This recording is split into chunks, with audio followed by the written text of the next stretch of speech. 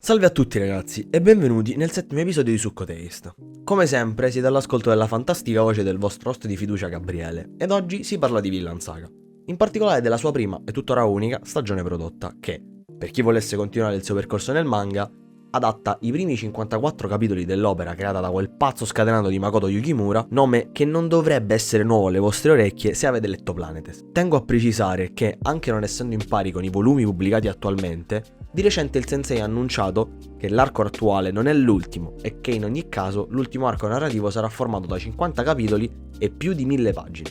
Insomma, leggerino, no? Ma oltre le battute, ho grandi aspettative per quest'opera e adesso entrerò nel dettaglio spiegandovi il perché. Innanzitutto devo chiarire un punto importante, cioè il mio debole per la cultura norrena e tutto ciò che ne viene dietro. Divinità, usanze e soprattutto un posticino nel mio cuore è stato riservato sin da quando ero bambino per una delle iconografie più famose del panorama nordico, la figura del vichingo e le sue gesta. Motivo per cui un giorno, ad opera finita, farò un'altra recensione, full spoiler, per parlarne apertamente. Ma indovinate un po', Vinland Saga parla proprio di vichinghi. Nello specifico, la storia inizia alcuni anni prima della famosa discesa nelle terre britanniche da parte del popolo norreno.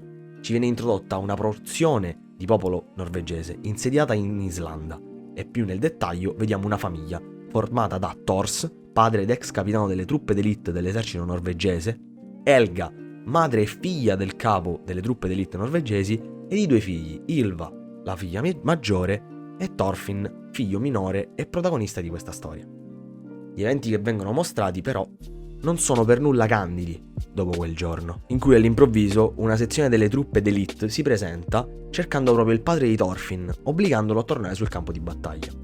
Thorfinn, ingenuo e testardo, decide di intrufolarsi nella stiva della barca sulla quale il padre Thors salpa verso la Norvegia. Ed il fato vuole che quella nave non arrivi mai in Norvegia, dato che un gruppo di mercenari li intercetta e dopo uno scontro formidabile riesce ad uccidere Thors, completando il piano segreto di uccidere quest'ultimo di Floki, il nuovo capitano delle truppe.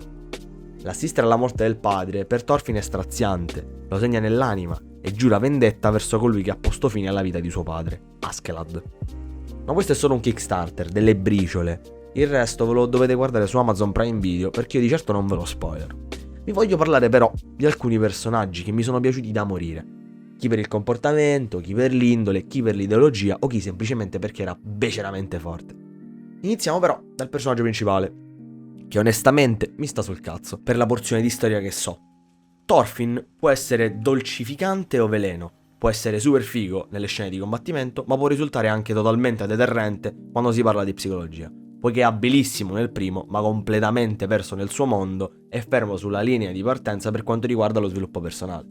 Però, dato che tutti dicono che nel manga migliora, mi fido di loro, anche perché sti 54 capitoli animati sono solo il prologo, sì, 24 episodi solo di prologo, manco io volevo crederci. Adesso passiamo dall'agrodolce a colui che reputo la punta di diamante di questa stagione, l'antagonista per eccellenza di quest'ultima. Anche se poi Thorfinn entra a far parte della sua ciurma, per non perderlo di vista ed avere il suo tanto agognato duello onorevole, Askeladd.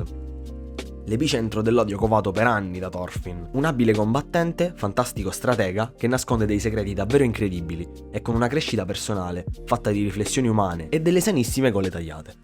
Abbiamo poi Thors, un padre che fa del suo meglio per essere d'esempio per il figlio, che vuole mettere da parte il suo passato per ricominciare da capo, con la famiglia che ha creato, ma che si rende conto all'improvviso di non poter più scappare dalle conseguenze delle sue azioni. La sua morte è il motivo principale dell'inizio dell'avventura di Thorfinn, che vuole vendicare la memoria di suo padre.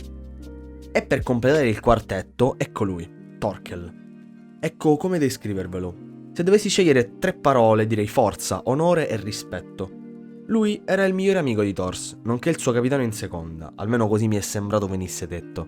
Dotato di una forza bruta in combattimento degna delle leggende. Conosce l'arte del combattimento meglio di tutto.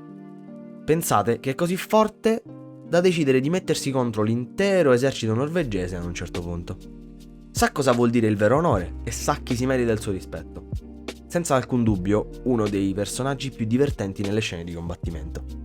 Menzione d'onore spetta ad Erik Leifsson, che oltre a essere il nome dello storico vichingo che si dice sia arrivato per primo nelle Americhe, Nell'anime interpreta praticamente se stesso, però venendo preso per il culo dai bambini, che non credono alle sue storie sulla mitica Vinland, questa terra rigogliosa e fertile, dove il clima è mite e non ci sono né guerre né schiavitù. Adesso dovrebbe esserci la solita parte dove vi dico gne arrivano gli spoiler, ma dato che la storia non è nemmeno vicina a finire, non sarà questo il caso. Parliamo però del comparto grafico, dato che Wit Studios nel 2019 praticamente era al top della forma, le animazioni di combattimento sono davvero molto belle e la soundtrack è degna di un'opera che narra vicende norrene, ti mette nel giusto mood per godere appieno di ciò che accade a schermo. Vi invito infine caldamente a recuperare questi 24 episodi, che sottolineo sono solo il prologo della storia, quindi quasi un assaggio di ciò che vedremo più avanti, ma con delle potenzialità enormi, che spero verranno sfruttate dal sensei Yukimura. Insomma, messaggi subliminali per vedere cosa ne sarà di Thorfinn, visto che c'è gente che me lo paragona ad Eren Yeager.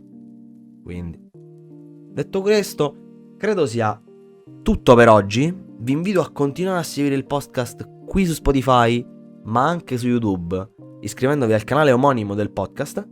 E per oggi con Succo Taste abbiamo finito. Ci vediamo settimana prossima, belli!